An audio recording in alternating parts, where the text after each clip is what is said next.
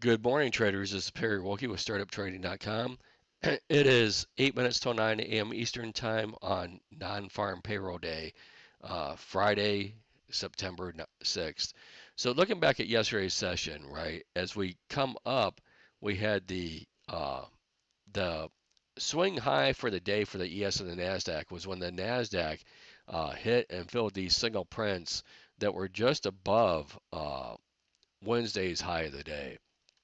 And then subsequently we rolled over from there, went all the way down and filled these single prints for the ES that were left on the chart, right? So we cleansed and cleared out both of those poor structures, and that was our range for the day. And then what you really have is you look at on the top side where these boxes are.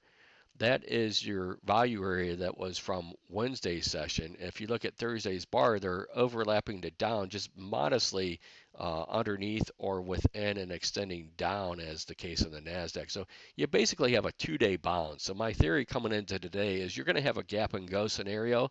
And my guess is it won't be a reversion trade, although it could be. You have to make up your mind that, you have to be aware that that's on the table is what I'm saying. So my guess is you end up above uh, this 19,060 and keep going later today, or you end up below this 18,850 and keep going. Keep in mind the balance would be from 850 to 19,060. That's like a 200 point range, 210 point range. That's about $5 on the Qs. Uh, so it is what it is. You can calculate those areas for yourself on there. So there was no poor structure. And I'm going to make this a quick video. Uh, if you look at the ES, and this is really what makes me think it's going to be a gap and go, and more than likely to the upside, at least initially this morning, is you had a very technical for the ES between 55.12 to 55.66 is where you spent the majority of the last two sessions. Yesterday, you come down, and I do not have extended turn on, so this last candle is yesterday. So you had to look below and fill this 55.12. It, and you pretty much you missed this gap fill by about 2-3 points, I think is what it was. So it's still technically there, but you're still in a different thing. But most of the gap has been checked off. You could have stayed down in this area of the chart so far. So getting back below 55.12 and holding, right, is probably going to open up the floodgates to the downside. Keep that in mind for later. Getting above 55.66 should get you, not huge, but another 32, 33 points up to 55.98, and then we'll see if we get into this 10-day consolidation or not. But the top of balance is 56.65 is where that is. So similar for the NASDAQ.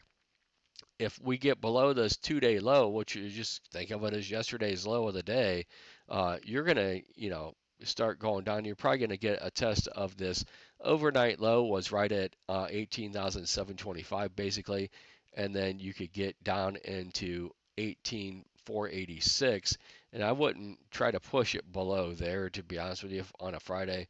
Uh, you know, and I would only have, basically, I would not be too aggressive between these two.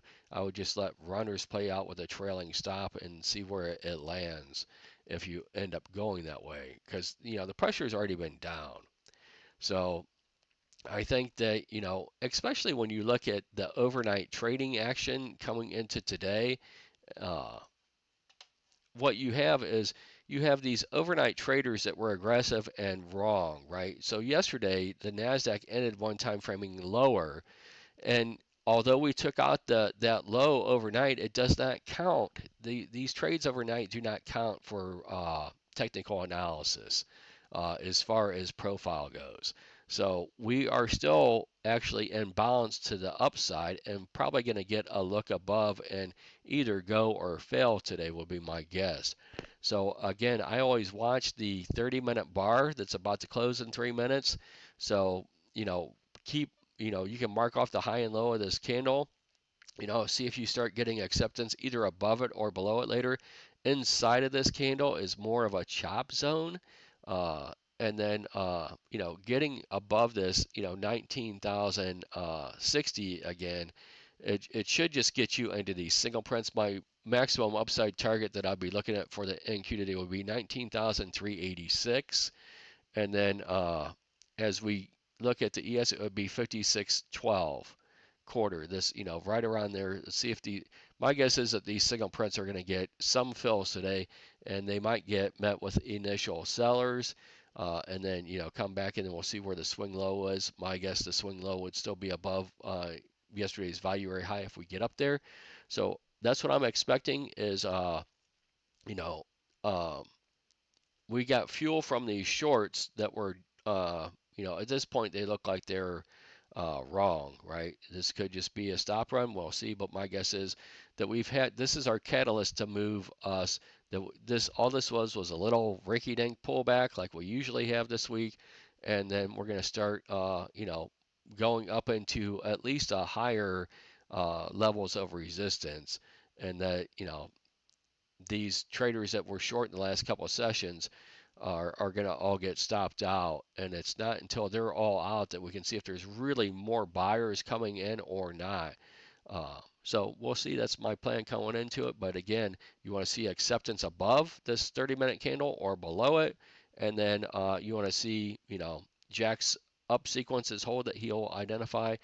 Uh, and then the same with we start rolling over. You want to see those, but you get below yesterday's low, you have to contend with the overnight low, and then see if you can push through that or not. But on any serious weakness, you've got 18,300, 18,406 to 18,000.